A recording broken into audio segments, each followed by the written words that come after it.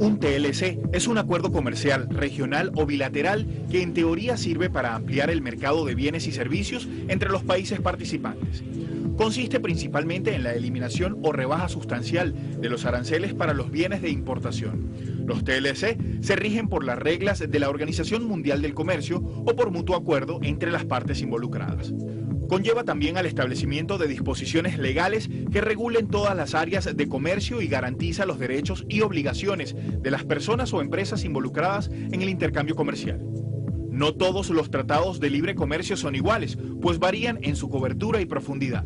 Una vez negociados y firmados por los gobiernos, deben ser aprobados por los congresos de los respectivos países, a partir de lo cual se hacen obligatorios para las partes involucradas.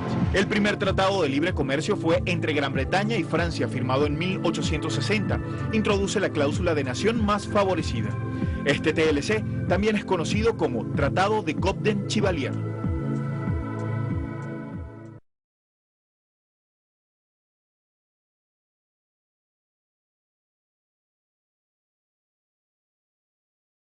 Soy Eduardo Ferreiros, he trabajado 12 años en el Ministerio de Comercio Exterior y Turismo, en la parte de comercio exterior básicamente 11 años. He sido asesor del viceministro, de ahí fui viceministro durante 3 años, viceministro de Comercio Exterior, y luego me pidieron ser ministro de Comercio Exterior y Turismo hasta el 28 de julio del 2011.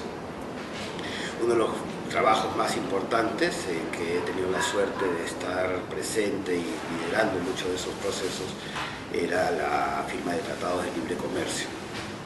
Básicamente el Perú durante muchos años tenía la estrategia de desarrollar su comercio, de acercarse e integrarse con los países de la comunidad andina, con el principio de que estamos muy cerca y habría que integrarnos y hacer un área de libre comercio para que en ese momento 5 países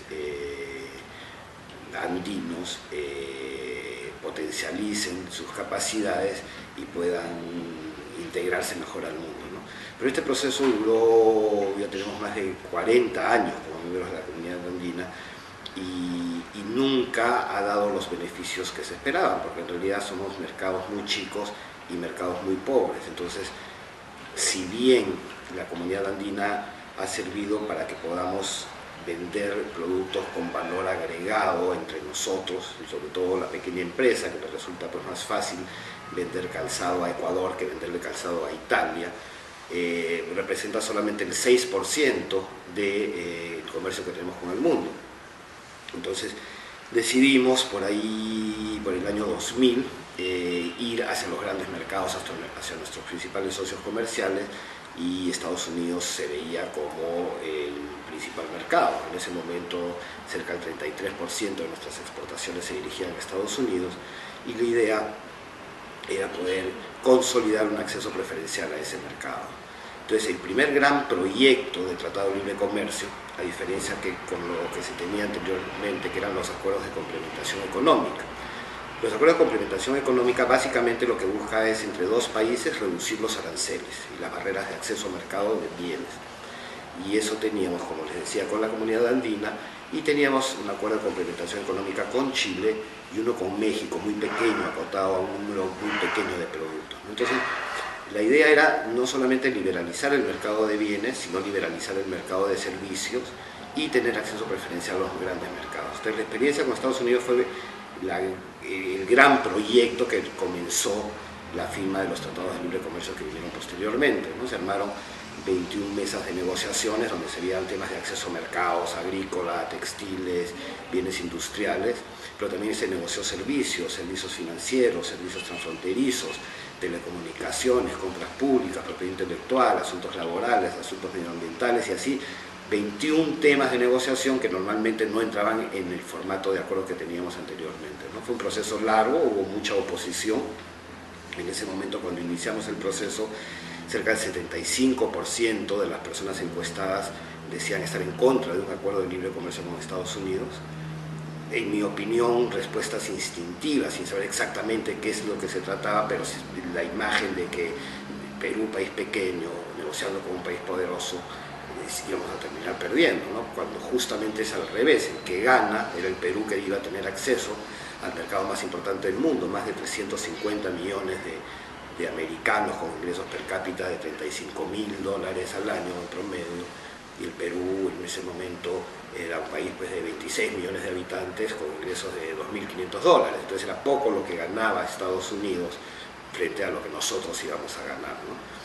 Si lo queremos comparar, digamos, la economía peruana representaba para Estados Unidos lo mismo que el estado de Utah. De ese tamaño era la economía peruana cuando iniciamos las negociaciones.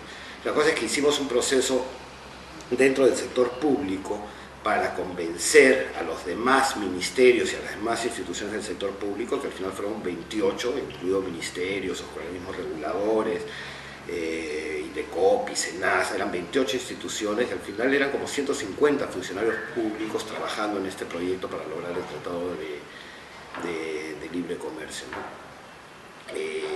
Hubo mucha cuestión política, había muchos opositores, había marchas, pero paralelamente a las negociaciones nosotros hicimos una campaña en todo el país, hemos hecho más de 500 presentaciones públicas explicando qué es lo que queríamos y fue bastante positivo. Todo este proceso de comunicación en primer lugar hizo que nos diera el premio de buenas prácticas gubernamentales, Ciudadanos al Día, por el tema de cómo hemos comunicado el tema del TLC. Y las encuestas demostraban que se habían revertido y el 75% de los encuestados estaban a favor del Tratado de Libre Comercio y un 25% se mantenía en contra. Pero este ha sido el gran proceso. Luego que se terminó esta negociación de amplio alcance, digamos los acuerdos de nueva generación, como los llamamos, intervienen todas estas otras materias como propiedad intelectual, compra de gobierno, servicios, inversiones, etc. Pasamos a ir a los siguientes mercados más importantes, ¿no? Entonces, de ahí es que hemos hecho en los últimos años unos 12 tratados de libre comercio con las principales economías asiáticas, ¿no? Tenemos acuerdos con China, con Japón, con Corea, con Singapur. Tenemos un acuerdo de libre comercio con Europa, que todavía no está vigente, pero está en proceso de entrar en vigencia. Entonces, durante todo este proceso de integrarnos, ya no solamente con nuestros vecinos, sino con las principales economías, los principales compradores, donde nuestros productos iban a entrar sin pagar aranceles, mientras que los productos de otros países que no tienen sí pagan aranceles, nos dan una competitividad inmediata.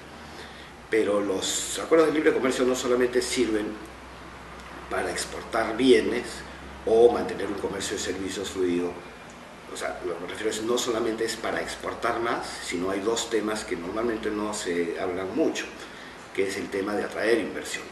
Una vez que uno tiene un acuerdo de libre comercio con un socio comercial tan importante como Estados Unidos, presenta al Perú como un país creíble, que sigue una línea que cumple sus compromisos, y eso atrae a inversionistas a que vengan a invertir a nuestro país.